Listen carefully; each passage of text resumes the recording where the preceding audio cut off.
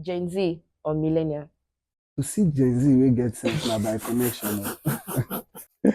And to think that Gen Alpha will be worse. Bro, millennials anytime, any day. If I've worked with Gen Z, my wife is Gen Z. Yeah? Yes. But then, like I said, to see Gen Z we get sense now by connection. I promise you. I don't know what it is about them, but they have very unrealistic approach to life.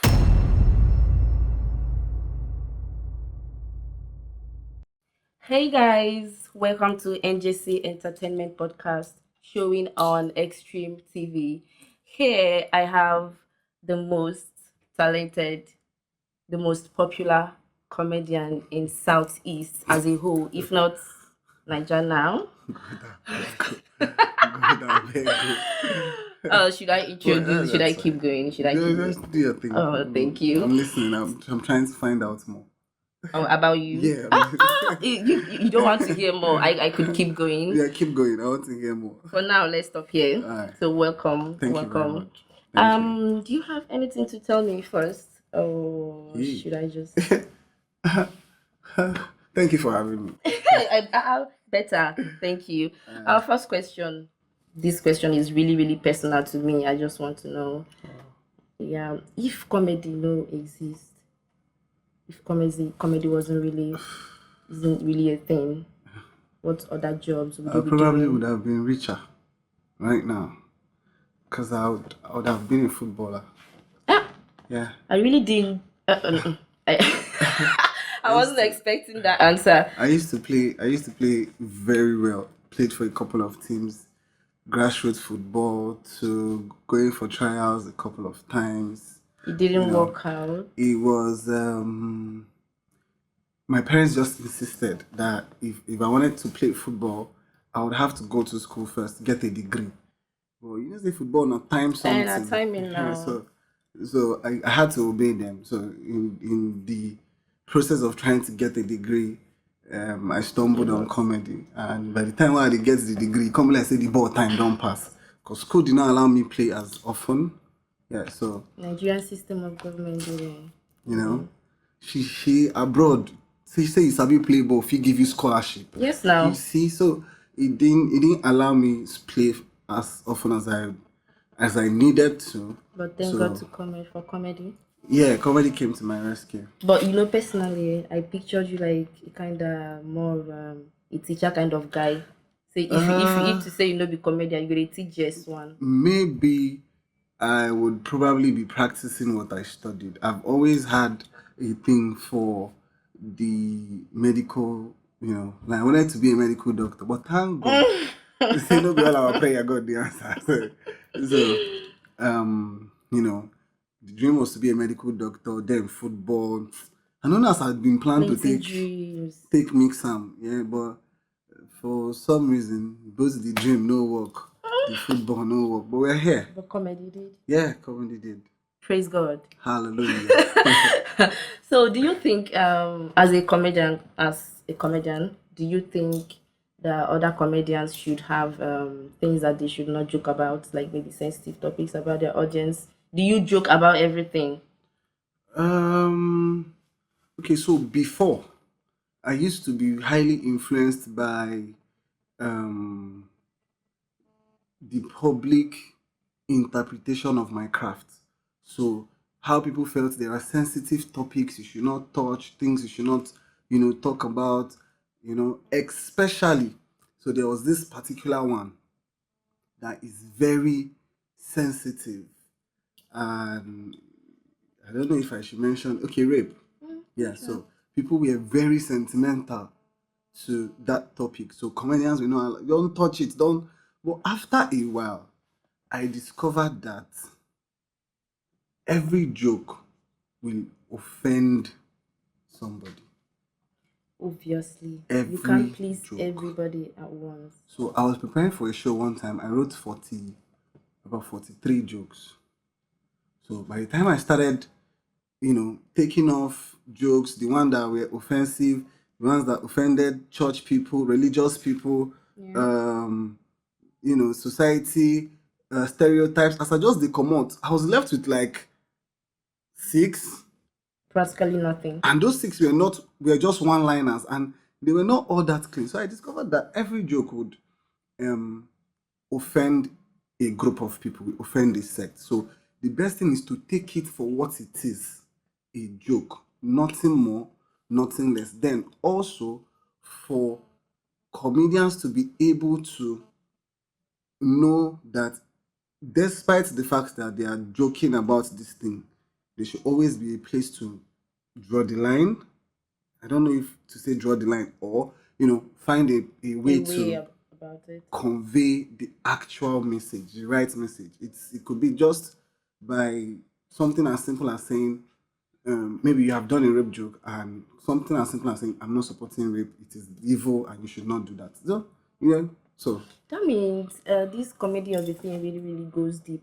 You know how people they see comedy now, like it's a normal thing, or you can just copy someone, or maybe person suppose just they funny first off before coming. But now it's obvious that you have even when you find a topic you want to joke about, you have to go back and yeah, it draw, just say put and remove before I you come. think it's as you grow in the industry, you come to Naturally realize something. yeah, you just keep learning. One of my favorite jokes used to be a joke about albinos. I loved that joke a whole lot, and I used to tell it so much as a student because everybody will laugh. People will not take it serious. But as I grew in the industry, I realized that there are jokes you don't do in certain places. So as my audience and clientele began to shift to elite people, I just knew that you can't be telling these jokes. There are environments you come in and you know that you can't tell vulgar jokes here. You just know. No. So if you are a vulgar comedian and you thrive on vulgar jokes, you come into this place, you just know you can't tell vulgar jokes there. And if you try, it's you get cancelled. You can't come anywhere near that kind of elite audience anymore. So Yeah. it's just for comedians to learn, unlearn, relearn, just keep growing as you go on with your craft. I Yeah. mean, that's generally how life is. You have to keep growing in your craft. Yeah. If you're a tailor, you keep learning, keep advancing, just like school and every other thing. So, what's your major problem in the industry? Like, what's one thing you just wish comedians can just come together and say, let's change this thing, let's do better? Major problem. Would You it be know, weird if I say I don't have a problem? so you're really okay with how your industry. This is like the first time I'm hearing that. When you ask like maybe artists, what's the problem in the industry? They have so many things to say. You ask another person, what's your problem in this, that. They have It's not like something. there are no problems. They are just not my problem. Exactly. Do you understand? So, a lot of things go on in the industry. Yeah. But I think I've decided to concern myself with how to thrive, not bother myself with what the next person is doing, because people are always talking about underpricing, how comedians just do just about anything to get into a certain audience, or how comedians are willing to throw their colleagues under the bus just to get onto some platforms. I really do not care if throwing me under the bus will get your career to take a quantum leap, and you are comfortable with throwing me under the bus. Fine. I really do not care. I've always been that person that does things for myself. Yeah, so from under that bus, I will still find way. To come on. Yeah, come meet you for that place. You understand? So Yeah. I really do not. There are issues, but I choose not to concern myself with them. So, you're married, ba? I hope this is not two person. Oh, I didn't see that. Sorry. A little for the You camera. say you're married, but I know I know we all know that you are. It's just yeah, formalities. How has it been? beautiful, beautiful, Mm-mm. very beautiful. If I had known it was like this, I would have gotten married earlier. Earlier.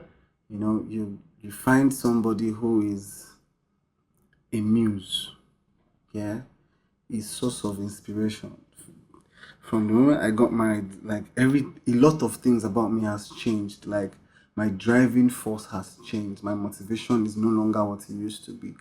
Right now, I understand that I am responsible for somebody. Somebody. So it just affects what I do, where I go, what I say, because for me, it might not be an issue that I said whatever I said, but there's somebody You're that responsible not for. may be comfortable. Abi, why did you say it? So I just so it just comes with a level of consciousness that I like. I've always been a carefree person. So now being very conscious about what you're doing and how you're doing them. It's Talking for about marriage. So consciousness. yeah. Talking about consciousness, I just like how you said it, even bringing the whole consciousness inside marriage. On a norms, men would just get married and say, "Oh, I am married." Now, this is the handbook about marriage. Just take it, the woman, read it, and do what you're supposed to do. Like there's a handbook. But now, bringing consciousness inside it, that means you have to consciously make some decision and say, "Oh no, I don't want this. I don't want this. I don't want that for me." You brought it in yourself, Abby. Mm-hmm. And then now looking at your wife and seeing her as a muse or as a what, it means that you yourself, you've also decided to relax into your own marriage, allowing your wife to be whatever she is.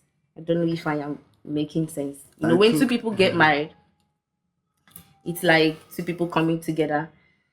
Most times in Africa, marriage should be this way. yeah, This is how it is supposed to there's a be. It is playbook not for that it. way.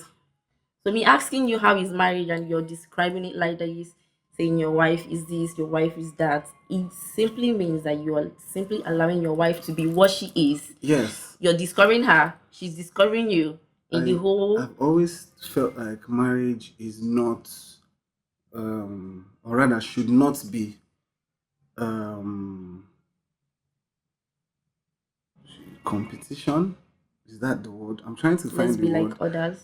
but I've always feel like marriage should be two people complementing each other. Okay, so this is probably the first time I'm saying this. My wife has not changed her surname, and I don't care. In Now most there African are homes, this would be most a problem African people. now. Yeah, is a problem. As you they I enter, know they change people. them. I know people that it is a problem for them. Probably because even while I was dating, I've never liked to be that guy who his woman is nothing outside of him. Like I Once you know, remove her from Prince Neche's yeah, wife, she's she's nothing. She not anything else. vanishes. Yes. She will So just I vanish. like that whoever I'm involved with has an identity of her And you own. allowed her to still maintain that same So identity. me, I have my own identity. You She have has your own hers. identity. Just You can help merge. my brand grow. I can help your brand grow. You know, the name. I don't even like. I don't really care. So a lot of people do not know my wife when they see her. Like they don't know her facially. Okay, this is Prince Nature's wife. Most people do not know. But when they see her in her field, she's a force to be reckoned with. They know, okay, this is one of the dopest fashion designers around. This is dressed by Cynthia, but they don't know. No, maybe until you now see her and see me together, and okay, now the Prince Nature wife be this, and I love it like that. Yeah. Yeah, you understand? So I just want to compliment the way you brought the whole consciousness in. uh, I really want people to pin on that I, consciousness. It's a decision I you do make not on want your people own. to pin on it. Do what works for you. It's For me, please be conscious about something. Do You pick you somebody, you love them consciously. You do make you a know? conscious decision to make those efforts Do to you know change that things. it worked for me doesn't mean it can work for the next person. Do you know that a woman could be in the wrong all of her life, and it takes marriage and a man that knows what he's doing to bring her out of the wrong into the right?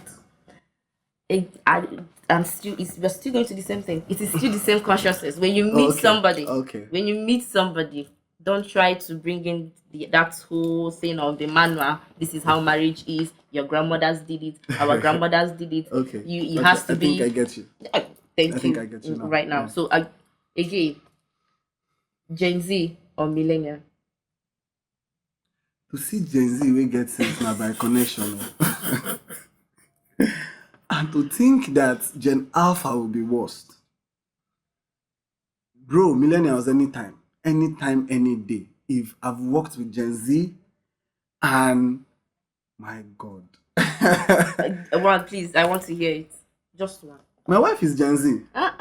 Yeah? Yes. But then, like I said, to see Gen Z we get sense now by connection. I promise you. I don't know what it is about them, but they have very unrealistic approach to life. They have their heads in the cloud. They do not understand the technicalities of of life. I don't know how to explain it, but I'll try to paint the picture. Okay. The average Gen Z, they pressure himself for no reason. You feel like because you are 23, 24, 25, Your bait don't you pass should have sense. your life All figured out. Bro, people in their 35, 40s are still trying to figure out their life. And you that is 25, you feel like you should have your. It's not like you have a head start to life. It's not like you come from a wealthy family that will probably leave you an inheritance. It's not like your parents are extremely educated and all of you are just the average, just like me. Very average, very normal. You come from a normal African Nigerian family. You do not have any inheritance anywhere in your name. You're just doing the basics, but you will just set, and those standards, they set them, and it's not like they set it and pursue it. They set it and believe in their head that that is what should happen. That is how it is supposed to happen. And then it makes up their approach to life, their thought pattern, and everything. And it's weird. It's crazy. I don't have the words to explain the things in my head, but Gen Z, God I beg.